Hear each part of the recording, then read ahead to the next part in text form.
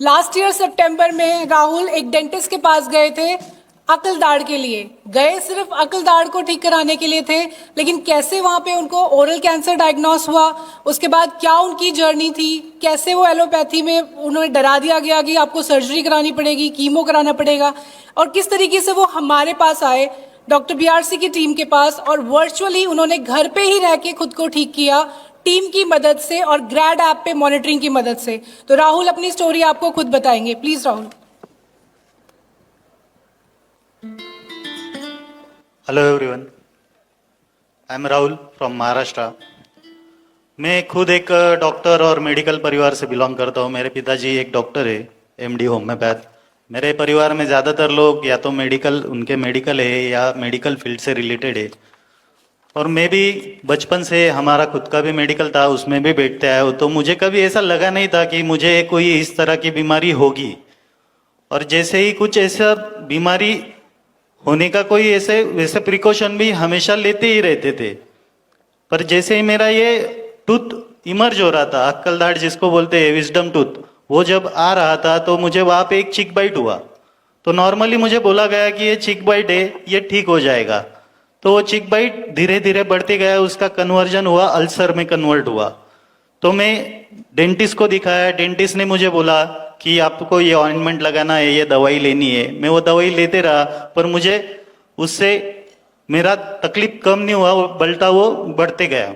और जनवरी में मैंने फिर से अलग डेंटिस्ट को दिखाया। उन्होंने भी मुझे वही बोला कि आपका अल्सर बढ़ते जा रहा है। पर वो बढ़ते बढ़ते इतना बढ़ गया कि उन्होंने फिर, मैं जब मार्च में, मैं कंटिन्यू कंसल्टेशन में था, फिर भी उन्होंने मुझे मार्च में बताया कि अभी ये बहुत बढ़ गया है, आपको ओरल सर्जन के पास में जाना पड़ेगा, शायद से ये कैंसर में कन्वर्ट हो गया है, ये कार्सिनोमा है। तो जैसे ही उन्होंने बोला कि आपको बायोप्सी कराना पड़ेगा, तो क्या है, हम मॉडर्न डे के बच्चे, इंस्टेंट रिजल्ट मिलना चाहिए, या इसलिए मैं एलोपैथी में ज्यादा बिलीव करता था।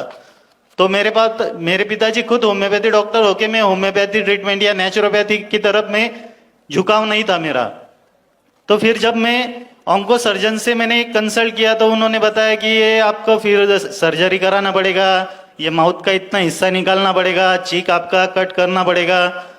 तो तब जाके फिर मैंने कहा कि नहीं, मुझे ये सब नहीं कराना है। तो मेरे पिताजी ने फिर होम्योपैथी ट्रीटमेंट, और मेरे पिताजी पहले से ही डॉक्टर बीआरसी सर का फॉलोअर है, तो सर के प्रोटोकॉल के हिसाब से मेरा डाइट चालू किया। और विद इन 1 मंथ मुझे बहुत अच्छा रिजल्ट मिलने लग गया, क्योंकि मेरा माउथ ओपनिंग इतना कम हो गया था कि मुझे खाना ही नहीं खाते आ रहा था। मैं मई महीने में जूस पे आ गया था, जूस डाइट पे, क्योंकि मुझे सिर्फ जूस ही पीना पड़ रहा था, क्योंकि मुझसे चबाया नहीं जाता था, क्योंकि मेरा माउथ ही ओपनिंग बंद हो गया था, बहुत कम हो गया था। तो उस वजह से ऐसा हुआ। फिर ये डाइट चालू करने के बाद में धीरे धीरे मेरा माउथ ओपन होते गया, और अभी मैं लगभग 1 महीने से बहुत अच्छे से खा पी रहा हूँ। और इसके लिए मैंने ऑनलाइन कंसल्टेशन लिया था, ग्रैड ऐप पे सिर्फ मैं उसका अपडेशन डालता था। पहले तो मुझे बिलीव नहीं था कि मेरा ट्रीटमेंट कौन कर रहा है, कोई मुझे जानकारी नहीं थी। फिर मैंने एक बार, मुझे किसी ने बताया कि ये एक्चुअल में आपको बीआरसी सर ट्रीटमेंट दे रहे क्या। तो मैंने उनको पूछा, तो उन्होंने मुझे बीआरसी सर का एक ऑडियो क्लिप भी भेजा कि जिसमें उन्होंने मेरा केस खुद कंसल्ट किया था, और तब जाके वो ग्रैड ऐप पे मेरे लिए डाइट भेजा गया था। मैंने वो सब चीजें देखी। सर आपने जो मदद किया है, हमको जो हेल्प किया है, उससे हीरो तो बन गए। 90% अभी रिकवरी आ गई है, अभी सुपरस्टार रहना बाकी है।